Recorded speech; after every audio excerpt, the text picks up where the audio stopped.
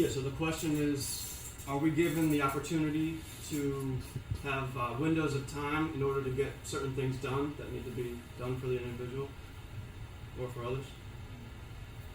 Done, for whatever. Yes. Right. For every season there's a time. For everything there's a time. A time for rise, a time for fall. A time for day, a time for night. A time for happy, a time for sad.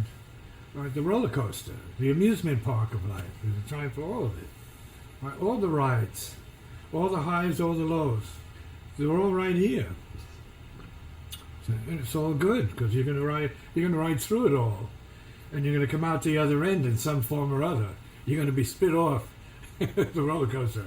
It's going to cough you up. Get off. Who's next? Right? Assembly line mentality. Yes.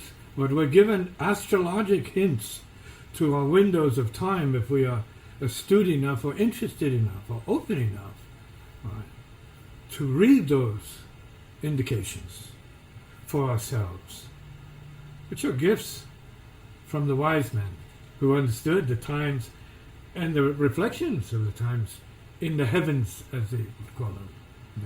So the heavens hold the secrets to our times if we know how to reciprocate with her. So we're given the times. You have to pay attention to the times.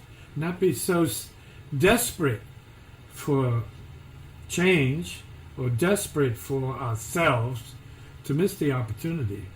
And when things are like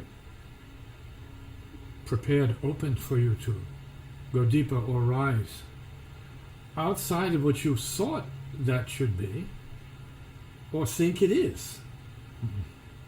Is the time to rise or go deeper when you're sleeping at night? Could be in the middle of that. Right? Is it during the day when you're at your most frenetic and crazy? Could be. Right? But it's what you wake up to that makes the difference.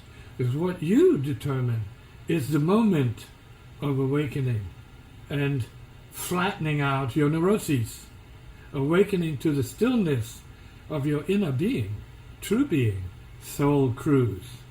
Soul cruise.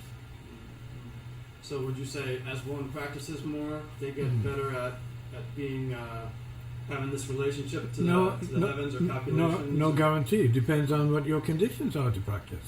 It depends on who's slowing you down and pushing you, helping you to go into it.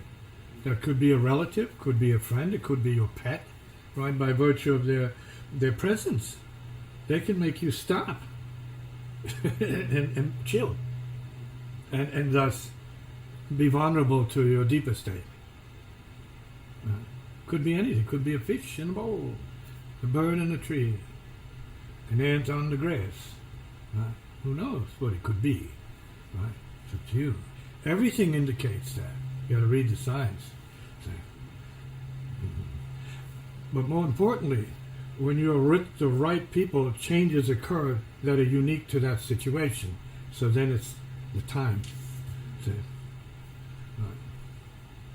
Some people will come up and say, stop. And it might be time for you to stop. It depends on what your perception is of what you're doing that needs stopping. Then they come up as a mirror reflecting your time. Or the time for you. Even though they don't know what they're doing or what they're saying, their presence can, in a quiet way, direct you to right action, as it may be called. So it can come any which way it comes. You have to be alert and awake to know what it's asking you to do. And sometimes it's very, what is the word? Loud. Stop, look, and listen. And listen deeply. Listen hard. See? Beyond your neuroses. You have to stop being your neuroses. Look through your neuroses. To the beyond your neuroses. And listen to the peace that might be waiting for you on the other side of that. Can you hear the peace? The stillness, the sweetness of spirit, which never leaves. Sometimes we have to stop to look to hear it. Mm-hmm. Mm-hmm.